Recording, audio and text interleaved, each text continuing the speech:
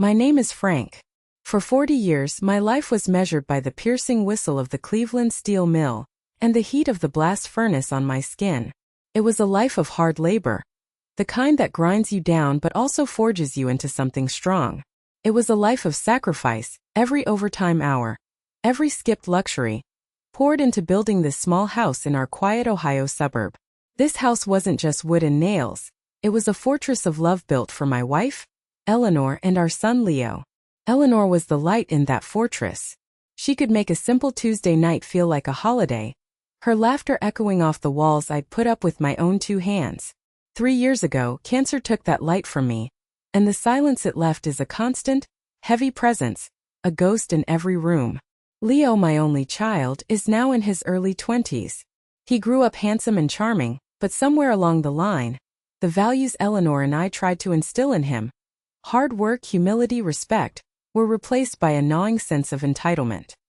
He started to believe that the life I had bled for was not a gift, but his birthright.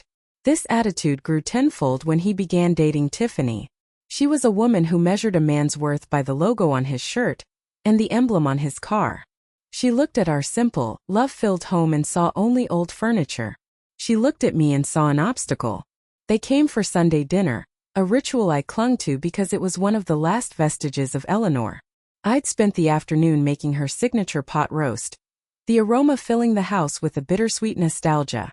We sat at the old oak table, the one Eleanor and I had found at a garage sale, and spent a whole weekend lovingly refinishing. As I carved the meat, Tiffany began her subtle assault. "Mark's parents are just so wonderful," she sighed, daintily dabbing her lips. "They just co-signed on a lease for a brand new convertible for him. It's just so inspiring to see parents who are so invested in their children's happiness and social standing." My hand paused over the roast. The jab was as sharp as the carving knife. I knew exactly what was coming next. "Dad," Leo chimed in, his voice taking on that slick, rehearsed tone he used when he wanted something. "Tiffany's right. Image is everything these days. We were at the dealership just looking, and they have this incredible deal on a sports car. It's a work of art. All I need is a cosigner. With your 40 years of perfect credit, it's a slam dunk. We could drive it off the lot tomorrow." I placed the knife down carefully, my knuckles white. I looked at my son, saw the desperate greed in his eyes, a reflection of the smug, expectant smirk on his girlfriend's face. "Leo," I said, my voice dangerously calm, "the answer is no. That money, my credit, it isn't just a number on a page. It's 40 years of waking up before dawn. It's missed holidays. It's the retirement fund Eleanor made me swear to protect. It's for a new roof, for medical emergencies, for a future where I'm not a burden on anyone. It is not for a toy you can't afford, to impress people who don't matter." Tiffany let out a barely audible scoff. Leo's face contorted with a familiar, petulant rage. "You just don't get it, do you? You're so stuck in the past. It's not a toy. It's a tool. It's for networking, for my image. What's the point of having all that money if you're just going to sit on it until you die?" The venom in his last sentence struck me silent. He wasn't just talking about money. He was talking about my mortality, my life, as an inconvenience standing in the way of his desires. The love Eleanor and I had poured into him had curdled into this monstrous selfishness. "The discussion," I said, my voice like stone, "is over." He threw his napkin onto his half-eaten plate. "Fine," he spat. "Be that way. I'll figure something out on my own." He stormed out, Tiffany gliding silently behind him, a triumphant look in her eyes. She had gotten the reaction she wanted. She had driven a wedge. I was left alone in the deafening silence, the ghost of my wife's memory the only witness to my son's profound disrespect. I thought he was just throwing a tantrum. I thought he would cool off. I was a fool. I had no idea that my refusal hadn't just ended an argument. It had planted a dark seed of an idea in his mind, an idea that would lead him to commit the ultimate act of betrayal, forcing me to become a man I never knew I could be. The next 2 weeks were filled with a tense, brittle silence. Leo was around but not really there. He'd come and go, his presence as fleeting as a shadow, his conversations limited to one-word answers. I told myself he was just giving me the silent treatment, a childish punishment for not giving him what he wanted. I see now that it wasn't silence, it was concealment. He was a snake coiling in the shadows, waiting for the right moment to strike. The moment came on a Thursday evening. It was a day heavy with memory, the anniversary of the day I asked Eleanor to be my wife. I remember it so clearly. We were young, barely had 2 nickels to rub together. I'd saved for 6 months, working double shifts at the mill, to buy her that simple, elegant ring. I proposed to her on a bench overlooking Lake Erie, the setting sun painting the sky in brilliant hues of orange and purple. Her yes was a whisper, but it was the loudest, most beautiful sound I had ever heard. That evening, the house felt cavernously empty. The grief was a physical ache in my chest, and I yearned for a tangible connection to her. I walked to the study, the floorboards creaking under my weight, and knelt before the old steel safe in the closet. My hands, scarred from a lifetime of working with metal, were clumsy as I spun the familiar combination. Click, click, clunk. The heavy door swung open, revealing the few precious items I kept locked away. I reached for the small, deep blue velvet box that always sat in the front. The moment my fingers closed around it, a bolt of pure dread shot through me. It was featherlight. My heart began to thud a frantic, painful rhythm against my ribs. I knew even before I opened it. I lifted the lid, my hands trembling. Empty. The worn velvet indentation, shaped perfectly to the ring it had held for 3 years, stared up at me like a hollow, vacant eye. A strangled noise escaped my throat. No, I whispered to the empty space. No, please no. I tipped the safe over, dumping its contents onto the floor in a desperate, chaotic heap. My honorable discharge papers, our marriage certificate, a bundle of letters Eleanor wrote to me when I was in basic training. Everything was there but the one thing that mattered. I searched the house like a man possessed, my mind refusing to accept what my heart already knew. I pulled out drawers, emptied closets, my breath coming in short, sharp gasps. This wasn't just a ring. It was the symbol of every promise we ever made, every hardship we ever faced together. It was the last thing I ever took off her finger. I was on my hands and knees in the living room, a broken man surrounded by the debris of my frantic search, when the front door swung open. In walked Leo. He was whistling, actually whistling, and spinning a new set of car keys around his finger. He stopped short when he saw the state of the room and the state of me. A flicker of something, guilt? Fear? Crossed his face for a split second before being replaced by that infuriating, arrogant smirk. "Whoa, Dad," he said, his voice dripping with false concern. "Looks like a tornado came through here. You okay?" I pushed myself to my feet, every joint protesting. My voice was a raw, broken rasp. "The ring, Leo. Your mother's ring. Where is it?" He had the gall to feign confusion, scratching his head. "The ring? Oh, that old thing," he said, the dismissal in his tone like a slap in the face. He walked to the kitchen counter, casually placing his new keys down. They were for a gleaming red sports car I now saw parked in my driveway. "Relax, Dad. I told you I'd figure it out. I took care of it." "What did you do?" I pressed, my voice shaking with a rage so profound it scared me. He opened the refrigerator, pulling out a soda, refusing to even look at me. "I pawned it," he said, as if he were talking about selling an old lawnmower. "It was just sitting in there doing nothing. It's not like Mom was using it, right? Paid for the down payment on the car. Honestly, it's a much better use for it. It's an upgrade for the whole family's image. Collecting dust. An upgrade." The words echoed in the cavern of my skull. He had taken 40 years of unwavering love, of sickness and health, of richer and poorer, and sold it by the ounce to a stranger in a dusty shop in Akron. In that devastating moment, the part of me that was a loving, forgiving father died a violent death. It was replaced by something colder, harder, and infinitely more patient.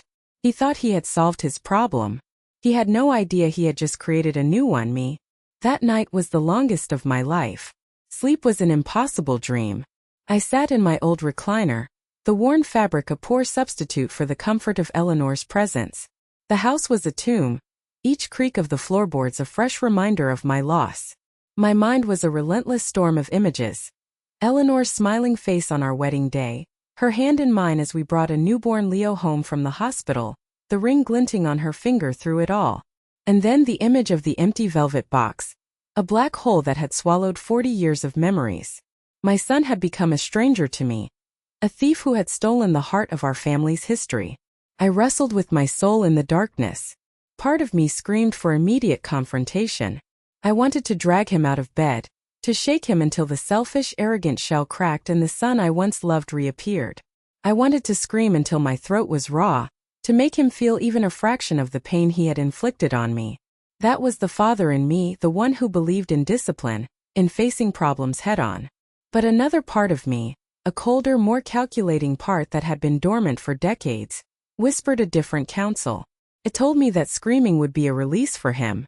An apology, however insincere, would follow, and he would expect me to do what I had always done: forgive, endure, sacrifice.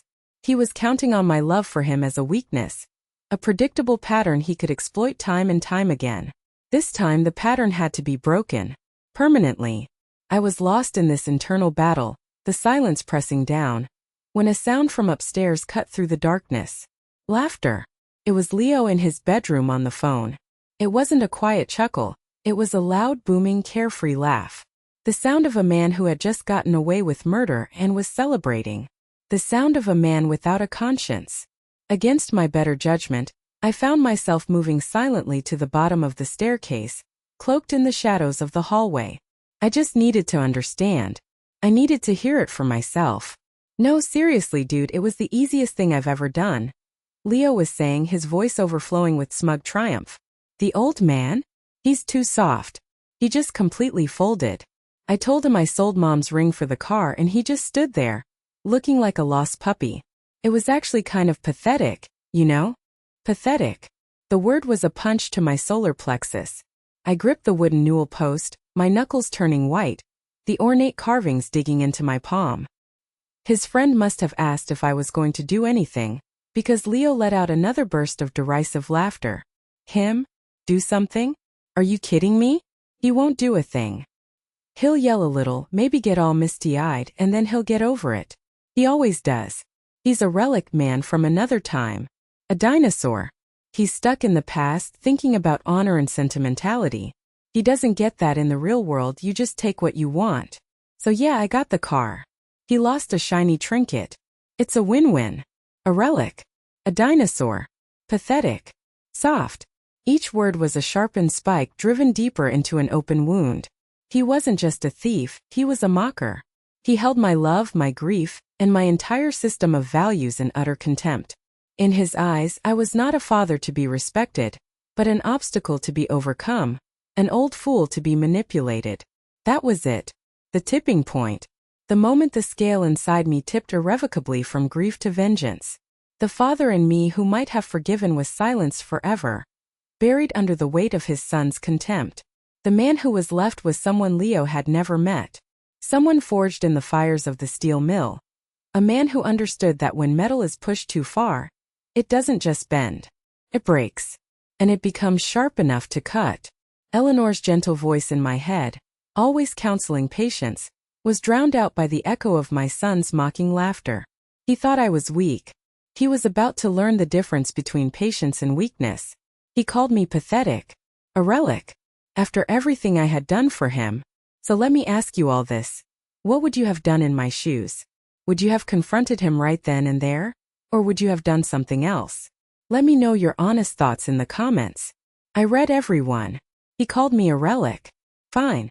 Then this relic was about to teach him a lesson in history, a lesson about what happens when you awaken a sleeping giant. The next morning I rose with the sun, but the rage inside me had not slept. It was a cold, quiet fire now, fueling a resolve I hadn't felt in years.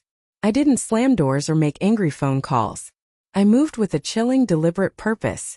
I showered, dressed in a clean work shirt and jeans, and made a pot of strong black coffee. I sat at the kitchen table watching the clock, waiting for the sound of his sports car's engine roaring to life and fading down the street as he left for whatever pointless activities filled his days. The moment the house was silent again, I picked up the phone.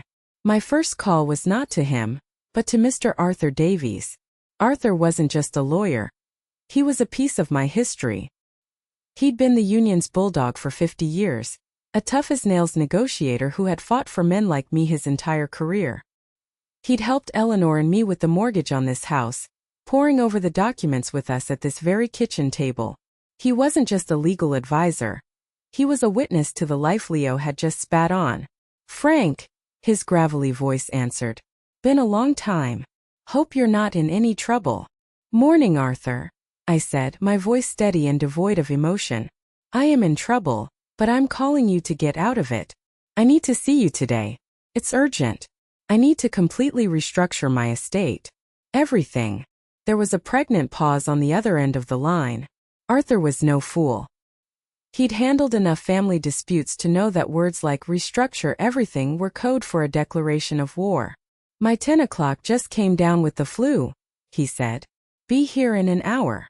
Walking into his office with its towering shelves of law books and the faint scent of old paper felt like stepping into a war room. I didn't waste time with pleasantries. I sat down and laid out the entire ugly story, from the refused car loan to the pawned ring to the overheard phone call. I delivered the facts calmly and clinically, like a battlefield report. I did not raise my voice or shed a tear. I let the sheer cold horror of the facts speak for themselves. When I finished, Arthur sat back in his high-backed leather chair, his fingers steepled under his chin. He stared at me for a long moment, his sharp eyes searching mine. He wasn't looking for hesitation. He was gauging my resolve. "So what's the objective, Frank?" he finally asked. "The objective is a total severance," I said, my voice like steel. "First the will. I want him written out. Completely. I want a clause in there so specific that if he even thinks about contesting it, he'll be laughed out of court." Arthur nodded slowly, already pulling a fresh legal pad towards him. "Consider it done. What's next?" "The fortress," I said, repeating the word from my thoughts. "This house, my pension, my retirement savings, everything Eleanor and I worked for. I want it locked down in an ironclad, irrevocable trust. He is not to be a beneficiary. He is not to be a trustee. His name is not to appear anywhere on it except for a clause explicitly excluding him." For the next 2 hours we were a whirlwind of focused activity. Arthur dictated, his secretary typed, and I signed. We drafted documents that legally redefined my entire existence. We initiated calls to my financial advisor, setting in motion the transfer of every liquid asset. We redrew the deed on my home, making the newly formed Eleanor Miller Memorial Trust the sole undisputed owner. I even had him draft a document officially making Leo a tenant at will in my home, a guest with no rights, whose residency could be terminated at any time with minimal notice. Each stroke of the pen was a deliberate act of separation, a legal and financial wall being erected, brick by painful brick. He had treated our legacy like it was nothing, so I was legally ensuring he would get exactly that, nothing. As I walked out of that office and into the bright sunlight, I didn't feel angry. I felt a cold, clear sense of purpose. I had just disinherited my only son. I had secured the future from his greed. Now it was time to start dismantling his present. Building the fortress around my assets was the shield. Now I needed the sword. I knew in my gut that the pawned ring was just the tip of a very ugly iceberg. To win this war, I couldn't just react. I had to have a complete intelligence report on the enemy. I needed to know the full extent of Leo's deceit. "There's a guy," Arthur Davies had said, leaning back in his chair. "Jack Riley. Ex-Cleveland homicide. He's a bulldog, Frank. Finds things people don't want found. He's expensive, but he's thorough." A week later, I was sitting in a cracked vinyl booth in a 24-hour diner off the interstate, a place that smelled of stale coffee and secrets. Across from me sat Jack Riley. He was a man in his late 50s, with a face like a roadmap of tough streets and a pair of eyes that seemed to see right through you. He nursed a black coffee and listened, his expression unreadable, as I told him what I needed. I kept the story of the ring to myself. He didn't need the emotion, just the objective. "My son Leo," I began, sliding a recent photograph across the sticky tabletop. "He's living a lifestyle I can't account for. He has a new sports car, expensive clothes, dines at fancy restaurants. I pay his car insurance and his phone bill, and that's it. He has a part-time job that couldn't possibly cover his expenses. I have a strong suspicion he's into something shady, possibly involving my finances. I need you to dig. Finances are the priority. Credit reports, bank accounts, debts, any and all sources of income. I need the complete, unvarnished truth, Jack. No matter how bad it is. I felt a pang of shame as I said it. A father hiring a stranger to investigate his own son. Felt like a profound failure. Riley must have seen it on my face. You're not the first father to sit in that seat, Frank, he said, his voice a low gravel. And you won't be the last. Greed makes kids do stupid things. He picked up the photo and the check for his retainer I'd placed on the table. I'll be in touch. 2 weeks. The following 14 days were an exercise in supreme self-control. I had to maintain the facade of the forgiving father. Leo, meanwhile, reveled in what he saw as my surrender. He became more brazen, leaving shopping bags from expensive stores in the living room, talking loudly on the phone about weekend trips to Chicago he was planning with Tiffany.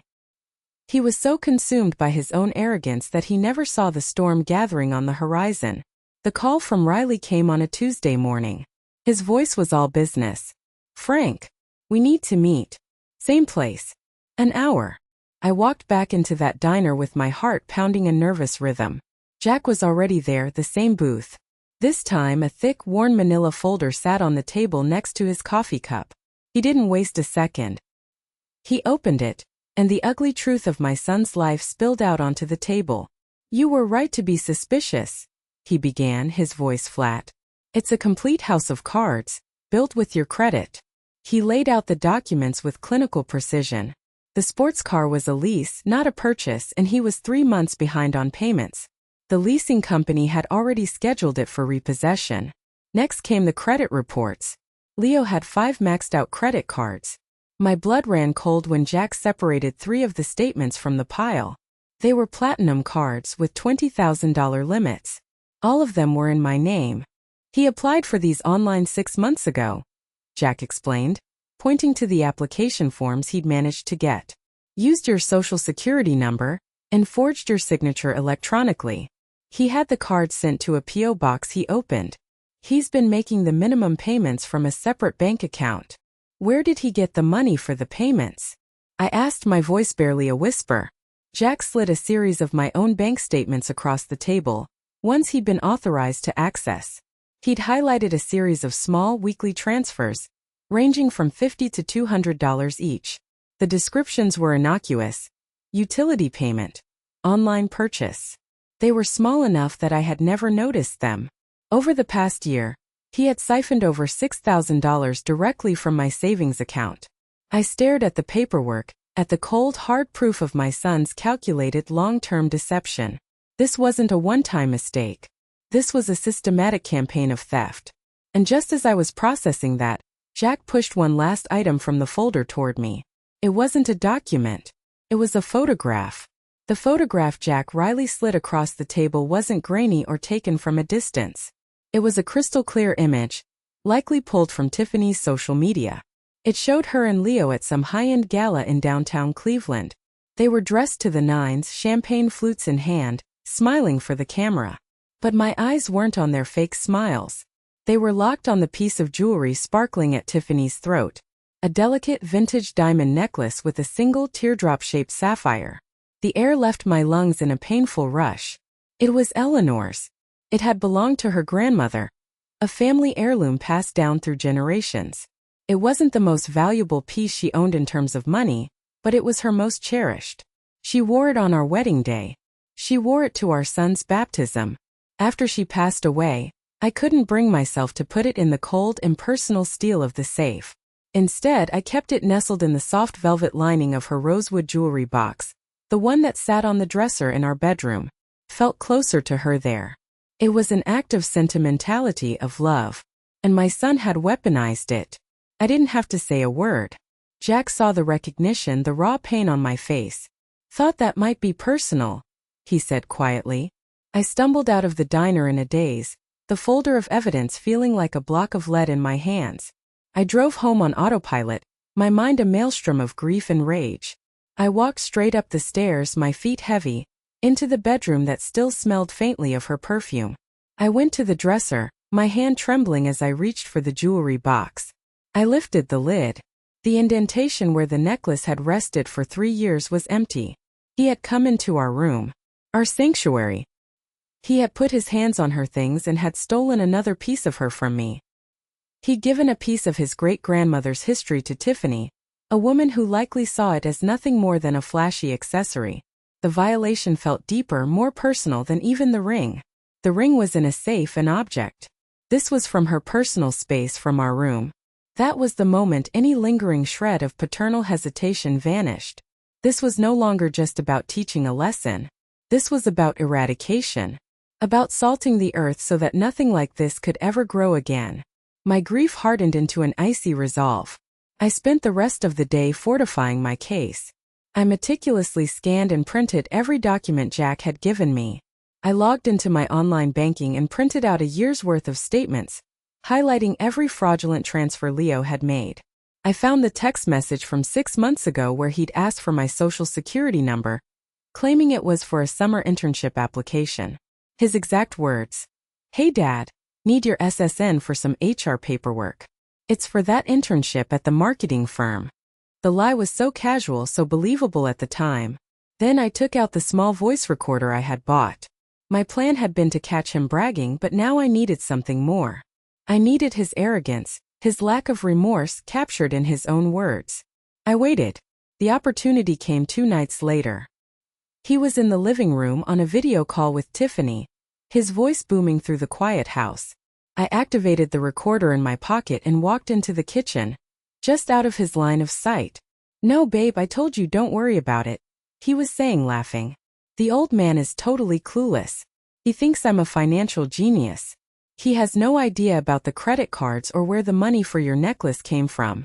He's too busy being sad and living in the past. It's actually kind of perfect." I stood there, my hand gripping the counter until my knuckles were white, and let the recorder run. I had him.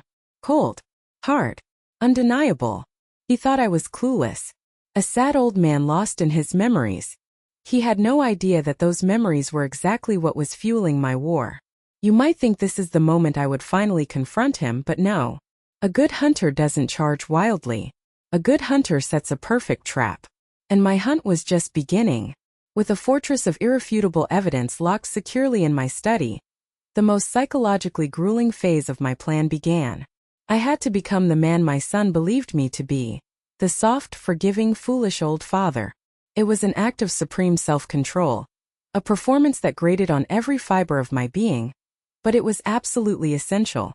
His arrogance was my greatest weapon, and I needed to feed it until it was fat and blind. The next morning, I initiated the charade. I found Leo in the kitchen, scrolling through his phone, ignoring me as usual. I poured myself a cup of coffee and leaned against the counter, letting out a long, heavy sigh that I had practiced in the mirror. "Morning, Leo," I said, my voice intentionally weary and resigned. He grunted in response, not looking up. "Listen," I began, forcing a note of paternal regret into my tone. "I've been doing a lot of thinking these past few weeks. About the ring." I paused, letting the silence hang in the air.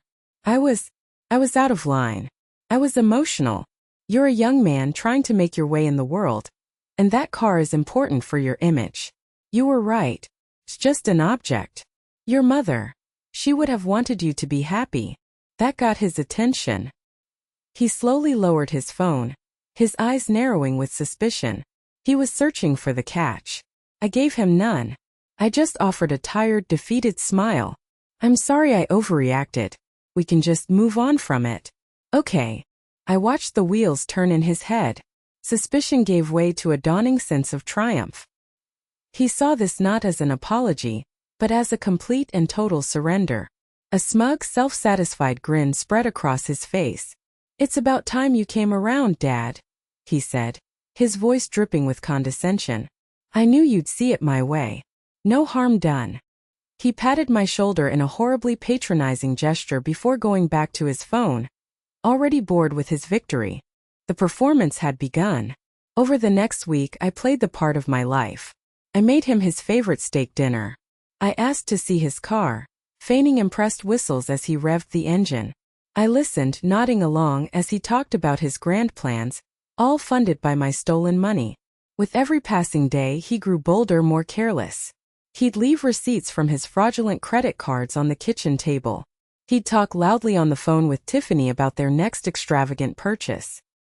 He was a king ruling over a kingdom of one, utterly convinced of his own brilliance and my stupidity. The final move in my masquerade was designed to be the checkmate. One evening, as we were cleaning up after dinner, I approached him with a look of serious contemplation.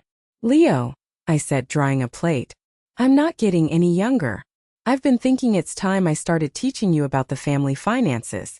You know, to prepare you for the future."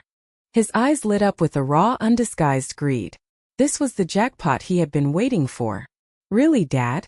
You mean it?" "Of course," I said, avoiding his gaze as if I were slightly embarrassed. "I was thinking maybe next month we go down to the bank and I'll add your name as a joint owner on my main retirement savings account. It would just make the transition smoother. You know, when the time comes." I let the implication hang in the air. He could barely contain his excitement. "Wow, Dad. That's really smart. Yeah, we should definitely do that." He walked away a happy man, his mind already spending the tens of thousands of dollars he believed were about to be his. He was so blinded by his avarice that he couldn't see the truth. He couldn't see the cold fury simmering just beneath my calm exterior. He couldn't see that I was not offering him a key to the treasury, but was instead measuring him for a financial coffin. He thought he was on the verge of inheriting his kingdom. He had no idea he was actually a pawn in a game he didn't even know he was playing, and he was about to be sacrificed. The time for deception and masquerade was over. The trap was set, the bait taken. Now it was time to bring down the hammer. I called Arthur Davies. "It's time," I said, my voice low and steady. "I have everything. More than we thought." I walked back into his office, but this time I wasn't a grieving father seeking advice. I was a client delivering a finished case. I laid the binders out on his expansive mahogany desk, each one a chapter in the sordid story of my son's deceit. Binder 1. Financial fraud, complete with the forged credit card applications, a year's worth of statements, and highlighted proof of the siphoned funds from my savings. Binder 2. Theft of personal property, containing high-resolution photos of the ring and necklace, the pawn shop receipt, the social media shot of Tiffany wearing the heirloom, and my sworn, notarized affidavit. Binder 3. The recordings, a USB drive containing the audio files and their typed, time-stamped transcripts. Arthur spent the next hour in complete silence, his sharp legal mind absorbing every detail. He read every statement, examined every signature, and listened to the audio recordings through his headphones, his expression growing progressively darker. When he was finished, he took off his headphones and glasses, rubbing his tired eyes. He looked at me, not with pity, but with a kind of grim admiration. "My God, Frank," he said, his voice a low rumble. "This is devastating. It's not just a civil matter anymore. This is a criminal case, open and shut. You have him on multiple felony counts. Grand theft, identity theft, wire fraud. You've done the DA's job for them. He won't be able to lie his way out of this." He leaned forward, his demeanor shifting from observer to strategist. "Okay, here's how we proceed. A multi-pronged attack, executed simultaneously for maximum impact. First, the house." He tapped the deed that listed the Eleanor Miller Memorial Trust as the owner. "As we planned, he is a tenant with no lease. I will file for an expedited eviction this afternoon, citing his fraudulent activities as cause. A process server will be at your door within 48 hours. My heart beat a steady, heavy drum against my ribs. "Good," I said. "Second, the car." He gestured to the lease agreement. "This is even faster. I'm going to call the in-house counsel at the auto finance company. I'm not going to threaten them. I'm going to inform them. I'll tell them their vehicle was obtained through fraudulent means using my client's stolen identity, and that my client will not be held liable, but will happily provide all evidence for their own legal action against Leo. They'll have a repossession order issued by morning to protect themselves. They'll trip over each other to get that car back." A cold smile touched my lips. I could already picture it. "And finally," Arthur said, his voice turning serious, "the criminal complaint. This is the point of no return, Frank. Once I file this report with the Cleveland Police Department's Financial Crimes Unit, it's out of your hands. Are you absolutely certain you want to take that step?" I thought of Eleanor's face. I thought of her necklace on another woman's neck. I thought of the word relic spoken with such derision. Arthur, I said, meeting his gaze without flinching. I have never been more certain of anything in my life. He nodded slowly. He pushed a final set of authorizations across the desk. I picked up the heavy fountain pen he offered.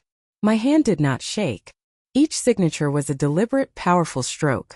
It was the signature of a man who had been pushed too far.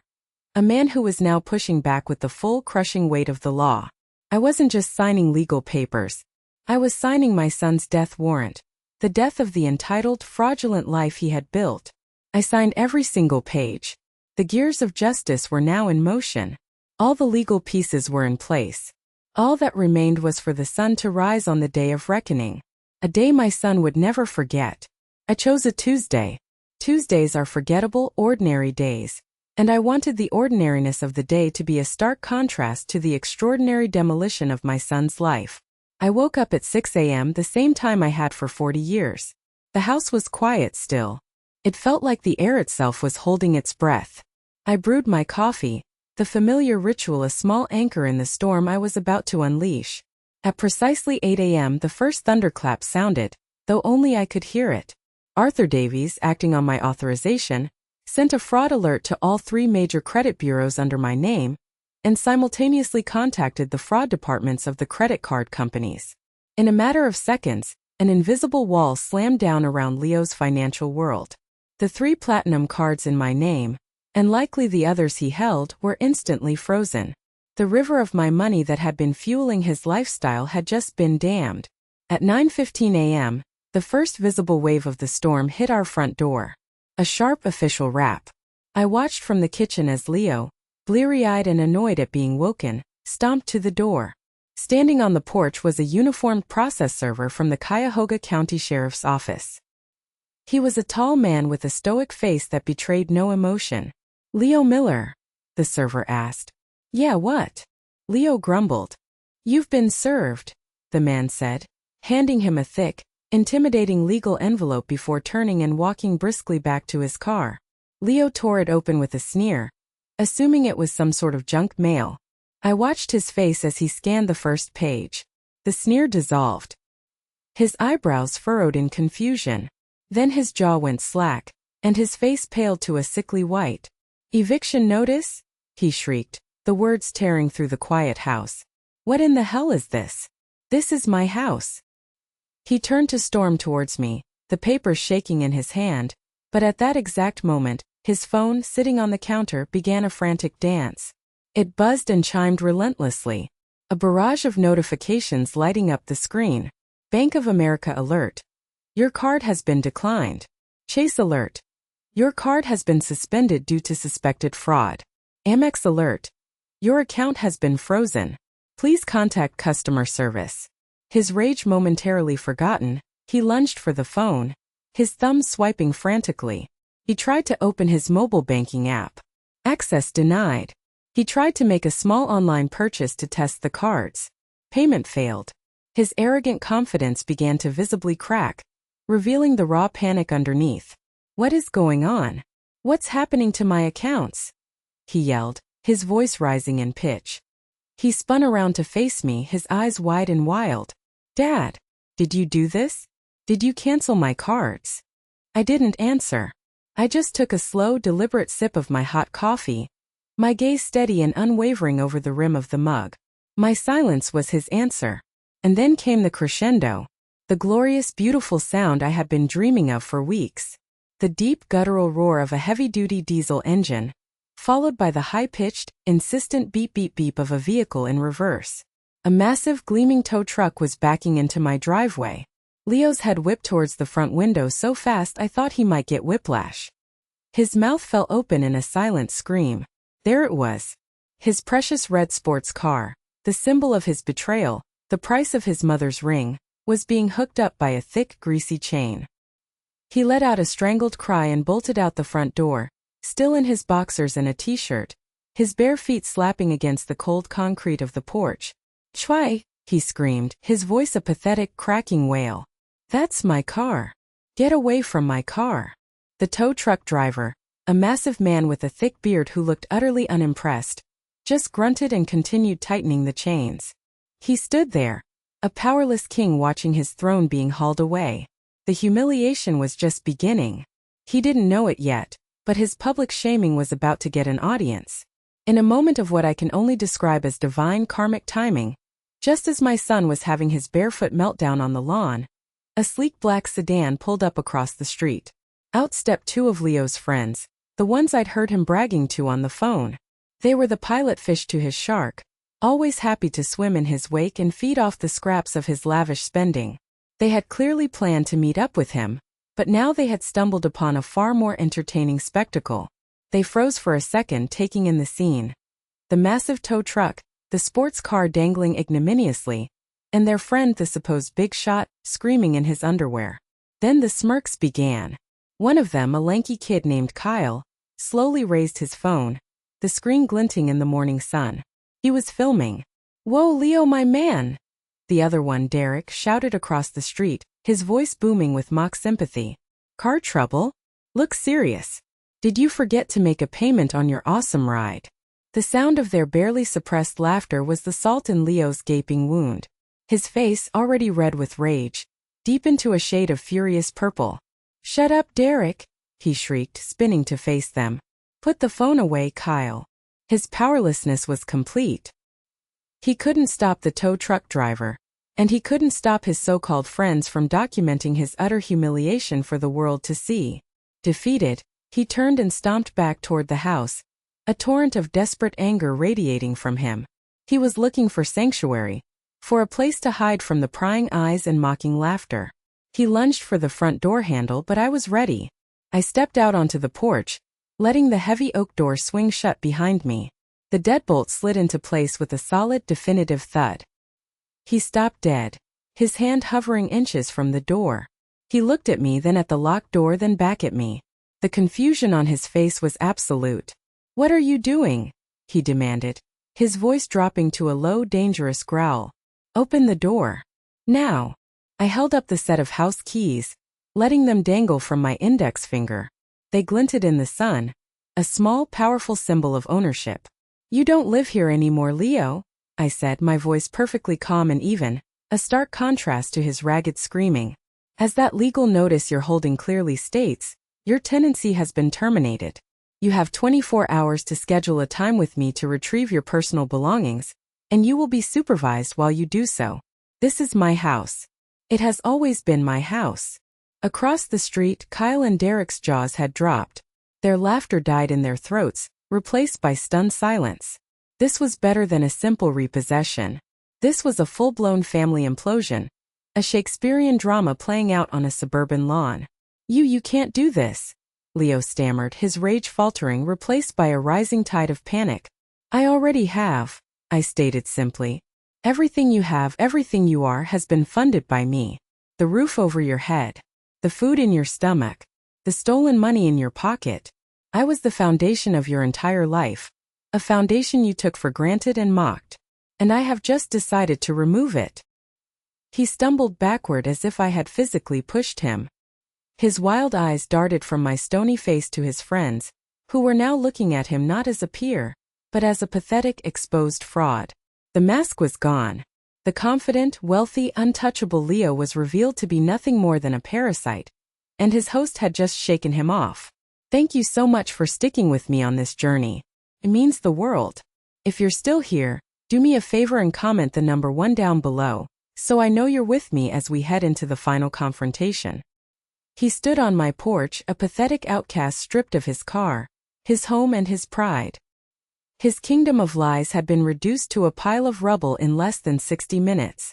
But I wasn't finished with him yet. Now it was time to show him exactly why his world had come crashing down. I let him stand on the porch for 10 long minutes, stewing in the juices of his own public humiliation. His friends, having gotten their fill of the drama, had sped off, no doubt eager to spread the story.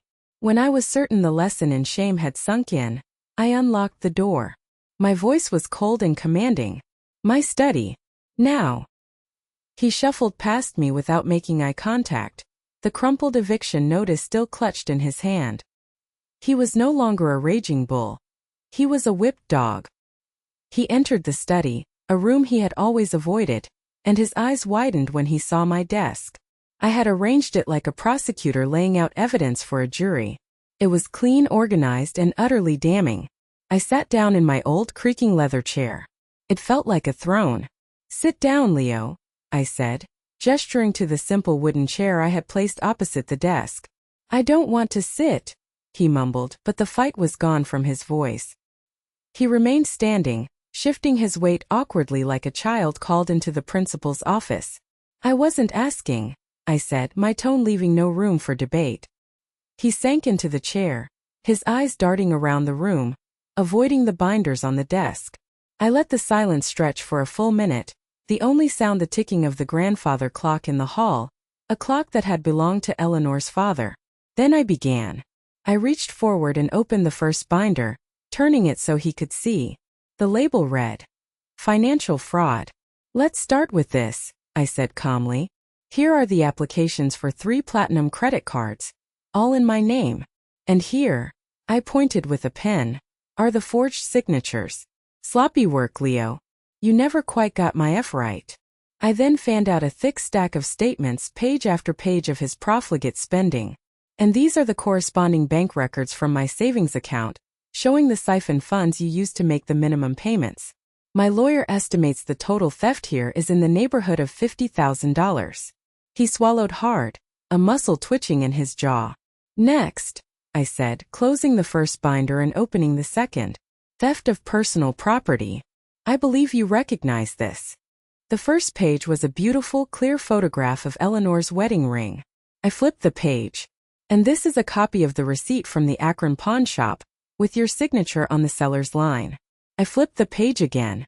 "And this is a photograph of Tiffany, wearing your great-grandmother's necklace. A necklace you stole from your mother's jewelry box. From our bedroom." For the first time he flinched. He actually physically recoiled in his chair. I had hit a nerve. "And finally," I said, my voice dropping to an icy whisper as I reached for the small digital recorder, "just in case you were planning to claim this was all a big misunderstanding." I pressed the play button. His own arrogant, mocking voice filled the small, quiet room. "The old man is clueless, pathetic. A relic from another time. You just take what you want." I let the recording play to the end before switching it off. He was as white as a sheet, his breathing shallow. He looked utterly broken. The final vestiges of his defiance had been systematically stripped away, layer by painful layer, by the cold, hard truth. I stood up then, slowly walking around the desk to stand over him. He sank deeper into his chair, unable to meet my gaze. "You thought I was weak," I said, my voice low and intense. "You thought my love was a weakness. You mocked me, you stole from me. You desecrated the memory of the one person who loved you unconditionally. You thought I would just take it. You thought I would just fold." He finally looked up. His eyes filled with a terror I had never seen before. "Dad, please, you wouldn't call the cops." I looked down at him, at the ruin of the boy I had raised. There was no pity in my heart. Only a cold, hard finality. "I have 2 options on the table for you, Leo," I said, my words precise and sharp as shards of glass. "Option 1. You walk out of this house right now with a single box of your personal effects and nothing more. You will be erased from my life. Financially, legally, emotionally. You are on your own. Option 2. I pick up this phone. I call Detective Miller of the Cleveland Police Department's Financial Crimes Unit. My investigator was kind enough to provide his direct line. And I hand over this entire beautifully organized case. You will be arrested for multiple felonies before the sun goes down." I leaned in closer. "Make your choice. And know this, either way, I will sleep soundly tonight." He stared at me, his mouth opening and closing silently. The arrogant, entitled prince was gone. In his place was a terrified pauper, finally forced to confront the consequences of his own actions. The choice was his, but his life as he knew it was already over. The silence in that study stretched for what felt like an eternity. The only sound was the frantic, shallow breathing of the young man who was my son. He looked from my unyielding face to the damning evidence laid out on the desk, his mind finally, belatedly, grasping the totality of his ruin. The walls of the trap I had so carefully constructed had closed in on him, and there was no escape. There were no more lies to tell, no more manipulations to attempt. There was only the stark, brutal reality of the choice I had given him. Finally, with a choked, shuddering breath, he gave a slight, defeated nod. He chose exile over prison. It was the only choice a coward could make. Without another word, he rose from the chair, his movements stiff and robotic. He wouldn't look at me. I followed him to the hallway, handed him a single empty cardboard box from the garage, and stood with my arms crossed as he went up to his room. I gave him 15 minutes. He came back down with the box half full of clothes, his laptop, and a few other small items. He was a refugee in the home he had once ruled. He walked to the front door, pausing for a moment with his hand on the knob. He glanced back at me over his shoulder, his face a twisted mask of fear, resentment, and a flicker of something that might have been regret. But it was too little, too late. I said nothing. My silence was his final judgment. He opened the door and stepped out into the world that no longer had a safety net. I closed the door behind him and slid the deadbolt home. The sound was a punctuation mark, the end of a chapter. The end of my life as his father. The moment he was gone, the tension in the house dissipated, as if a fever had broken. For the first time since Eleanor's death, I felt like I could breathe again. The house was no longer a tomb of grief. It was my home again. Mine to protect. The next day, I began the process of reclamation. Mr. Davies informed me that the leasing company, horrified by the fraud, had rushed the auction of the sports car. After their debts were settled, a check for the remaining funds was being sent to me as restitution. It wasn't much, but it was symbolic. It was the tainted money from his grand betrayal, and I knew exactly how I was going to cleanse it. I drove my faithful old pickup truck 2 hours south to Akron, to the sad little pawn shop that my investigator had found. The bell over the door jingled, announcing my arrival. A wiry man with tired eyes looked up from behind the counter. I didn't waste time. I placed a clear photo of Eleanor's ring on the glass. "A young man sold this to you a few weeks ago," I said, my voice steady. "I'm here to buy it back." He recognized it instantly. He disappeared into a back room and returned with the small blue velvet box. My heart pounded as he opened it. There it was. My promise to her. I paid his price without a word of negotiation, using the very money that had come from the sale of the car. It was a perfect circular act of justice. My voice was thick with emotion as I asked the next question. "He also sold you a necklace. Vintage. Diamond and sapphire." The man nodded. "Yeah, but that's long gone. Sold it to a local collector. A regular. Pays good money for vintage stuff." My hope faltered. "Can you call him?"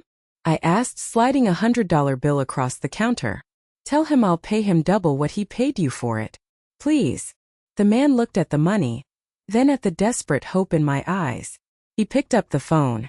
An hour later, I walked out of that dusty shop not with one, but with both of Eleanor's stolen treasures. I sat in my truck in the parking lot, the weight of the ring in my palm, the delicate necklace resting in its box on the passenger seat. I had brought her memories home. I had kept my promise. My next stop was not my house. It was the quiet, peaceful hill at Lakeview Cemetery. I drove towards the sunset, the reclaimed pieces of my past safe beside me. The war was over, but one final act of peace remained. I had to tell her. I had to tell Eleanor that our legacy was finally safe. The late afternoon sun cast long shadows across the manicured lawns of Lakeview Cemetery. It was peaceful here, a world away from the ugliness and deceit that had consumed my life for the past month. I walked the familiar path to the simple granite headstone that bore her name, Eleanor Miller, beloved wife and mother. I knelt on the soft grass, my old knees protesting, and gently placed the ring box and the necklace box at the base of the stone. "Hey Ellie," I whispered, my voice breaking on her name. I traced the cold, carved letters of her name with my fingertips. "I got them back. He took them from us, but I brought them home." I sat there for a long time telling her everything. I told her about the car, the lies, the credit cards. I told her about the moment I overheard his cruel words, the moment something inside me changed forever. I told her about the lawyers, the investigator, the eviction. I confessed it all. Not as a sinner seeking absolution, but as a husband reporting back to his partner. "I know you always counseled patience, my love," I said, looking up at the sky. "You always saw the good in him even when I couldn't. But he crossed a line. He dishonored you. He dishonored us. I couldn't let that stand. I hope you understand. This wasn't about hate. It was about love. It was about protecting the beautiful life we built together." In the quiet of that sacred place, I felt a sense of clarity. The vengeance was complete, but it wasn't the final chapter.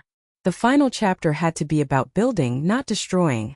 It had to be about ensuring that the legacy of our hard work and love would do good in the world, not simply be a prize to be fought over. The following week, I sat once more in Arthur Davies' office. This was not a meeting of war, but one of peace and planning. "Arthur," I said, sliding a carefully written page across his desk, "this is the final structure for the Eleanor Miller Memorial Trust." He put on his reading glasses and read it aloud. "The house and a portion of the liquid assets are to be bequeathed to your grandniece, Sarah." He looked up. "Your sister's granddaughter?" "That's right," I affirmed. Sarah was a wonderful young woman, working 2 jobs to put herself through nursing school at Case Western. She had Eleanor's kindness, her work ethic. Eleanor would have been so proud of her. This will give her a start in life free of debt, a foundation we were never given. Arthur smiled. "A fine choice. And the remainder of the estate?" "The remainder," I said, a sense of pride swelling in my chest, "will be used to establish and fund a new charitable foundation. It will be called the Eleanor Miller Foundation for Steelworkers' Families. Its sole purpose will be to provide scholarships for the children of steelworkers in the Cleveland area, and to provide emergency financial aid to families who have fallen on hard times due to injury or layoffs. Her name won't just be a memory for me. It will be a lifeline for the community that we were a part of for our entire lives." Arthur Davies took off his glasses and looked at me, his eyes shining with unshed tears. "Frank," he said, his voice thick with emotion, "that is the finest tribute to a woman I have ever had the honor of drafting." I signed the final documents, my hand steady. This act felt more powerful than the eviction notice, more final than the fraud complaint. I wasn't just disinheriting a son who had lost his way. I was investing in a future that Eleanor would have been proud of. I was transforming the pain of betrayal into a legacy of hope. The fortune he had tried to steal would now be used to forge futures, to build up the community we loved, all in her name. I had finally done it. I had reclaimed our past and secured our future. The ugliness was behind me. But as I walked out into the cool Ohio air, one final question echoed in my mind. After a war like this, what does peace truly feel like?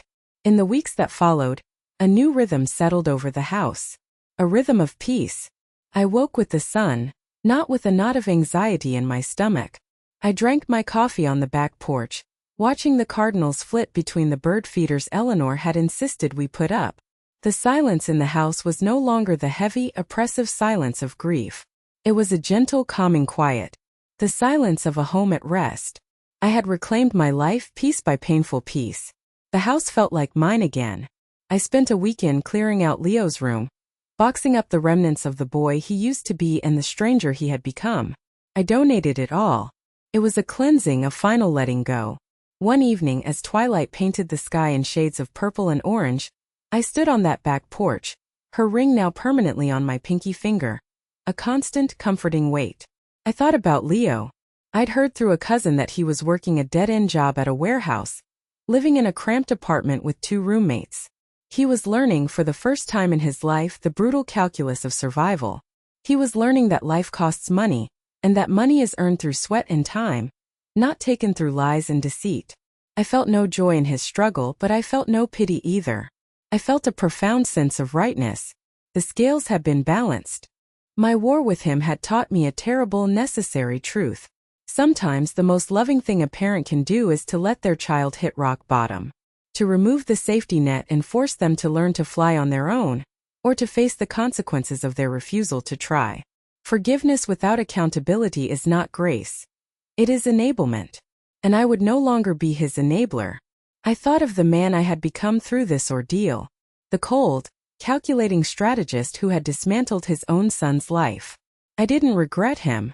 He was a man born of necessity, forged in the fires of betrayal to protect the memory of a great love. He had served his purpose. Now he could rest. In his place was just Frank, a retired steelworker, a widower, a man at peace. My story is a painful one, but it is one of resilience. It is a story about the lines we draw to protect the ones we love, even when it means fighting against our own blood. It's about understanding that a legacy is not just money or property, but the values you live by and the good you leave behind.